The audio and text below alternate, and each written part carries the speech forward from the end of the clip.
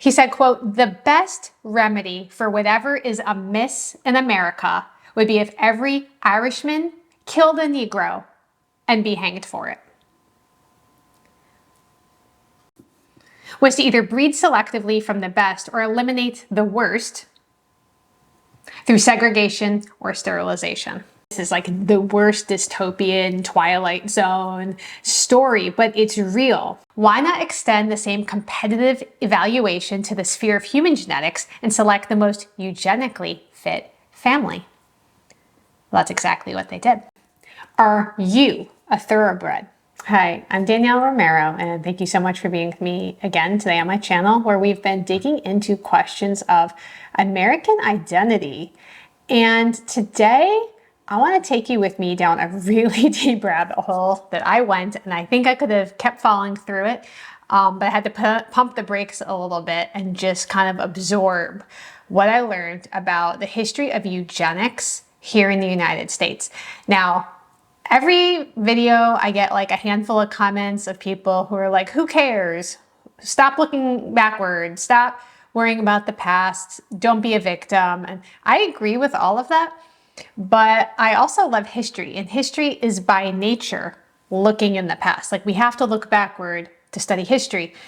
And with that being said, the stuff we're talking about for the most part is within a 100-year range. Now, I'm 37. My grandparents were alive during almost all of the events we've talked about on this channel. So today we're going to be talking about the history of the United States in like the 1930s. And, you know, some of my grandparents were small children at that time. Like, this was very much part of their lived experience and shaped, whether they realized it or not, it shaped who they were and how they thought about the world. That was passed on to their children, my parents. And so you can see when you take a step back, sometimes it's easy to say, hey, 100 years was so long ago, like, don't even worry about it, don't bother looking. But in the span of generations, 100 years ago was the experience your grandparents had as children. And I think that very much influences where we are today, how you see the world, how you were taught to see things. And so, you know, as we delve together into another kind of overshadowed part of American history, we're going to be greeted by a really unsettling reality. This was the eugenics movement. It was a nefarious branch that sprouted from the tree of genetic science. Now, in the early decades of the 20th century, the eugenics movement sought to eliminate what it considered social afflictions. It was like for the common good, they would say. And it was done, though, the mindset was to prevent the birth or existence of people that they felt were responsible for these afflictions. And a significant part of this photographic history, which is intriguing in its own haunting way, is preserved in a scrapbook that was assembled by the American Eugenics Society. It's nestled in the archives of the American Philosophical Society in Philadelphia, and it's a chilling record of the eugenics movement, which was uniquely American in its peculiarity, which we'll get to. One of the researchers who I was reading his work on this encountered this scrapbook when he was doing image research for a PBS documentary that was exploring deaf culture in America, people who are hard of hearing here in the United States.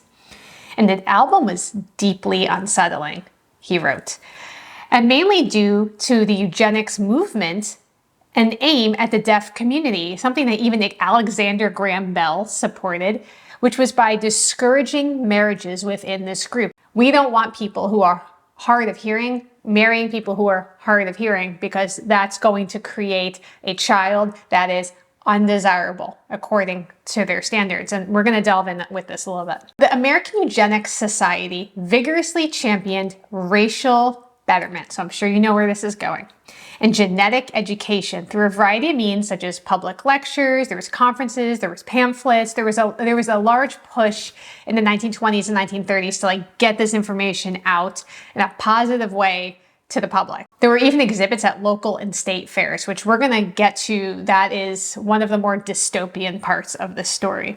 The narrative went beyond a concern over future generations who were hard of hearing, claiming that other characteristics from what they would deem feeble-mindedness, poverty, criminality, female promiscuity, and even an affinity for the sea, that these were all hereditary traits. These are being passed down from parents to children and on and on and on. There were, at some of these state fairs, something called fitter family contest. And it wasn't about a family that exercised a lot. It was in really great shape. They were talking about genetic fitness. And these were competitions that were held at state and local fairs where families were assessed based on a rubric of eugenics standards. And I actually was able to get screenshots of some of these rubrics of real people who willingly submitted themselves and their families to this. And the eugenics standards included health and genetic traits, superior lineage proof, and these events propagated this idea of selective breeding within human populations. Now, the undesirables that displayed these traits were targeted. And the movement's goal was to inhibit their potential for marriage or procreation, which was usually enforced via coerced or forced sterilization. Now, the intimate association between agricultural breeding and the eugenics movement elucidates why eugenicists probably deemed state fairs as an appropriate setting for educating the masses about the importance of eugenics. So during the initial decades of the 20th century, a substantial portion of Americans were still residing in rural environments. And so these state fairs were like a huge part of the community experience and getting the word out, where people would come together and spend a lot of time. And, farmers would present the fruits of their selective breeding. You would have colossal pigs, gigantic pumpkins, swift horses, and at these fairs, inviting judgment and recognition, like who had the best tomatoes and whose cow is the strongest. So one could therefore pose this question: why not extend the same competitive evaluation to the sphere of human genetics and select the most eugenically fit family? Well, that's exactly what they did. This provocative concept laid the groundwork for the, quote, fitter families for future firesides. They really liked the alliteration, which was commonly abbreviated to the fitter families contests. Now, the architects of these contests were Mary T. Watts and Florence Brown Shervin, who were two pioneers in the realm of the baby health examination movement. This movement burgeoned from a Better Baby contest at the Iowa State Fair in 1911. Then it rapidly proliferated to 40 other states before the onset of World War I. The inaugural Fitter Family Contest was held at the Kansas State Free Fair in 1920. Now, with the backing of the American Eugenics Society Committee on Popular Education, these contests became a regular feature at state fairs across the United States throughout the 1920s. Participants were required to submit a, quote, abridged record of family traits, which served as a basis for the psychological and physical evaluations of each family member by a panel of medical professionals. Some fair. All I can think of is when in Charlotte's Web, where Wilbur is getting, checked at the fair, and then Charlotte, the spider, writes on the side, she writes, "some pig." So the individual members of each family were assigned a letter grade reflecting their eugenic health. So they got a report card on how their pedigree was looking at the state fair. And the family with the highest cumulative grade was conferred a silver trophy. Contestants who earned a grade of B+ or superior were presented with a bronze medal inscribed with the words, "Yes, I have a goodly heritage." Some state contests even allowed childless couples to compete for prizes. Unsurprisingly, though, the Fitter Family Contest mirrored the larger eugenics movement. The winners inevitably were predominantly white individuals with Western or Northern European lineage, reflecting an inherent bias in the understanding and application of eugenics principles during this era. Now, this phenomenon, in hindsight, is jarring to me. I mean, this is like the worst dystopian Twilight Zone story, but it's real. It emerged during the nation's transition from an agricultural to industrial society, and its argument, likening the selective breeding of livestock for desired traits to the betterment of human society, on the surface might actually seem logical, but it poses a disturbing question. Are you a thoroughbred. This belief system, obviously, eventually culminated in horrific extermination camps of Nazi Germany.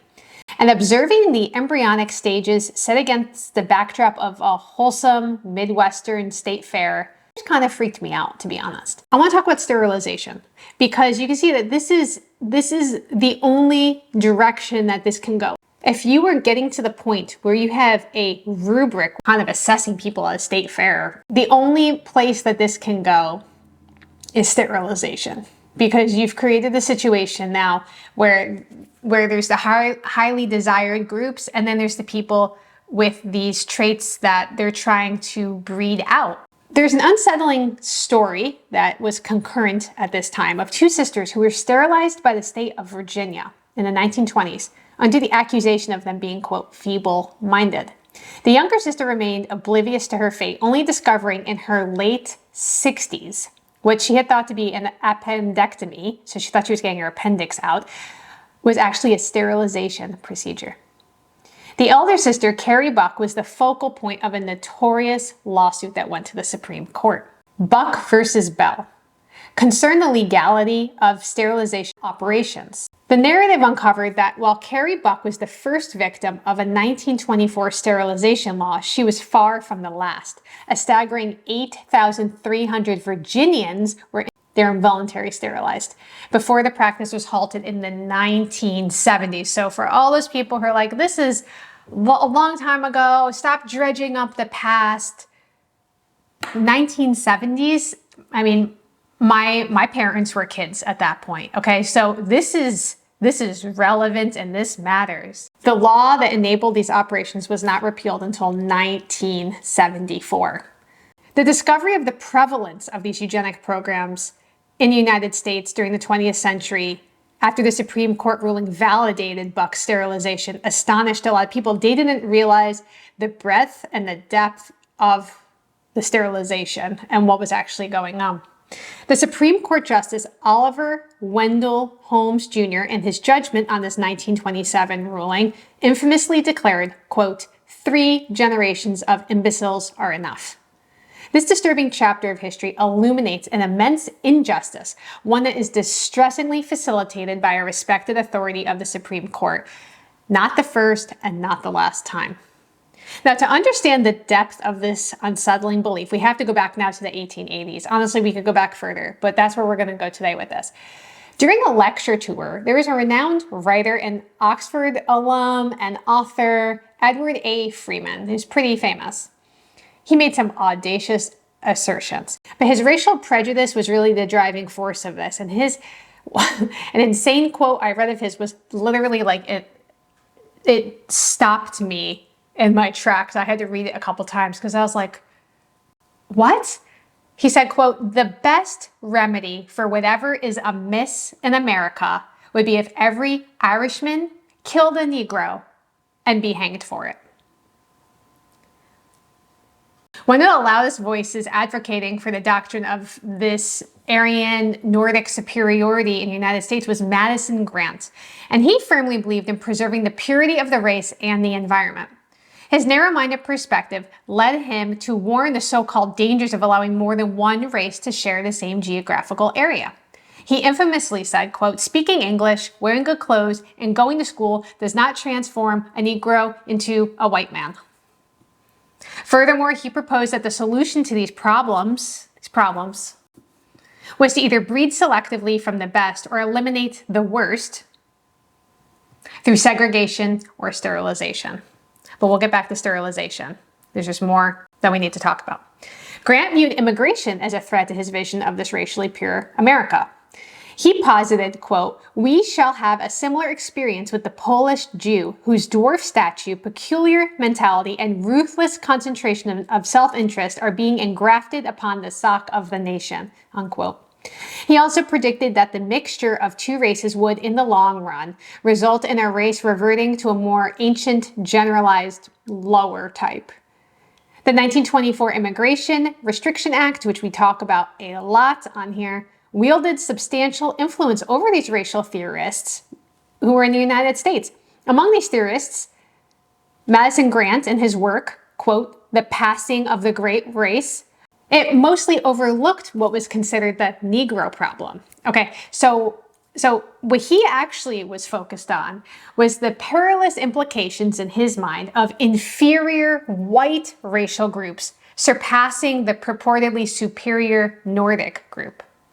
However, the implementation of the 1924 Act effectively impeded these supposedly lesser white races from immigrating to the country, and then the focus was now on the Negro problem.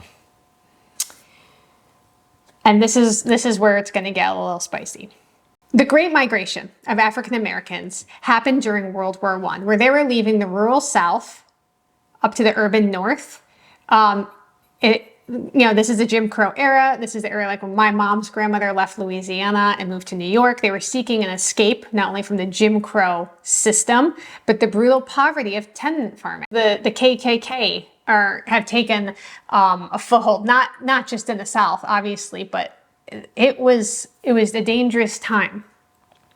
And this led Madison Grant, along with others, to despair as they saw an increase in the number of dark-skinned individuals now in the city streets. So after this immigration restriction laws passed in 1924, and he doesn't have to worry so much about these lesser whites coming in and wrecking his party, well, now he's looking around and realizing, wait, but there's African Americans here, and what do we do with them?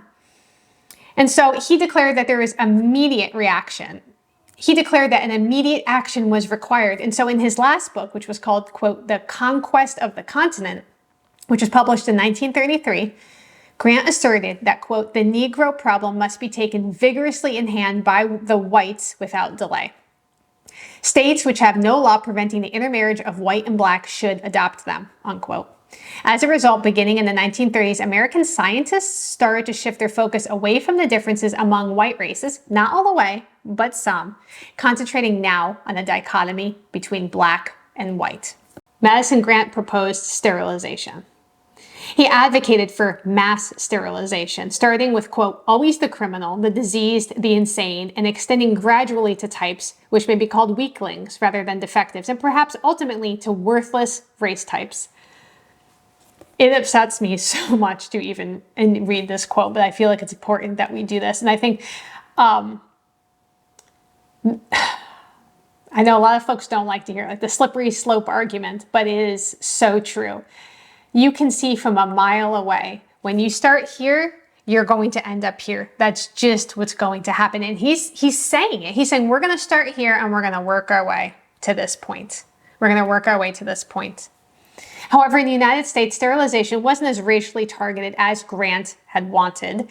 It was kind of inconsistently applied and primarily targeted institutionalized individuals who had, for one reason or another, become wards of the state. Now, we're going to talk about sterilization. We have to talk about Margaret Sanger, the founder of Planned Parenthood. Sanger's legacy is, when you look back at what was happening at the time, is not good. It's not good. Her promotion of birth control was tied to the eugenics movement, and she had a close relationship with the KKK. And she had something that was called the, quote, Negro Project. The Negro Project was a particularly contentious initiative that she spearheaded. The plan was ostensibly targeted towards providing birth control to African Americans, but it was tinged with a racial bias, questionable intentions, and I think it's worthwhile to scrutinize the motivations behind this in light of what was going on at the time, who she was connected with, and even things that she wrote, which I'll share with you. Sanger's racism went beyond policy implementation, though, and it was evident in her addressing the Ku Klux Klan in her autobiography.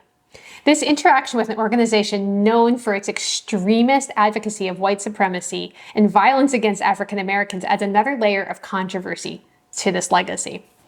But perhaps the most damning aspect of Sanger's legacy is her vocal support for eugenics. Sanger referred to those with disabilities and others that she deemed unfit as, quote, defective stocks and, quote, human weeds that threaten the blooming of the, quote, finest flowers of American civilization. So she compared people that weren't up to snuff, in her opinion, as weeds. This view towards people and certain demographics is indicative of a seriously flawed approach to public health and reproduction. In a 1939 correspondence with Dr. C.J. Gamble, Sanger expressed her desire for him to overcome his hesitation of hiring a, quote, full-time Negro physician. And she reasoned that African-American doctors could get closer to the community, allowing them to confront the, quote, ignorance, superstitions, and doubt, unquote, that she attributed to the African-American population. I have this letter, a picture of this actual typed letter that I will link to below so you can read the whole thing for yourself. Further highlighting her covert intentions, Margaret Sanger advised Dr. Gamble to involve spiritual leaders in their cause. Her fear was that the African-American community would perceive their actions as a genocidal plan, and she stated, quote, "We do not want the word to go out that we want to exterminate the Negro population." Now, there's some arguing about this, and some people have tried to defend her by saying this was her fear, that she was worried that people would think she thought this, but she didn't really. And we'll never really know for sure how she meant this sentence. Was she saying it like, you know, we don't want them to think that because that's not true, or was she confiding in this man? But when you look at other things that she has said and you kind of take a step back and look at like the whole body of work, the things that she said, I don't think it's unlikely that she meant this as this was her intention. Now, let's go back to the Supreme Court case, Buck versus Bell. So in 1927, a man named Harry Laughlin, who was an advocate for immigration reform, he believed that at least 10% of the population was defective and required sterilization. And he put tons of, you can Google him and read all the crazy stuff that he's put. And he was instrumental in drafting a, quote, model sterilization law that could withstand potential constitutional objections. He played a pivotal role in that Supreme Court case, which upheld the constitutionality of involuntary sterilization. This is in 1927. Now, despite the triumph for sterilization advocates in Buck versus Bell, sterilization in the United States remained inconsistent due to the federal system's nature, which left this to state governments. This was handled different ways state by state. Despite the legal concerns and all of this, between 60 and 90,000 Americans were sterilized under various state programs in the 20th century. Beginning in the 1930s, the focus of racial theory began to diverge from these internal differences between the white races and began to focus on the dichotomy of black and white, which you know I do not like. These boxes of black and white, and you can see where did it come from? It's coming from something pretty evil. This is not a well-intentioned thing. The shift reflected the changing societal and demographic realities in the United States, and it framed racial discourse that would continue for decades to come.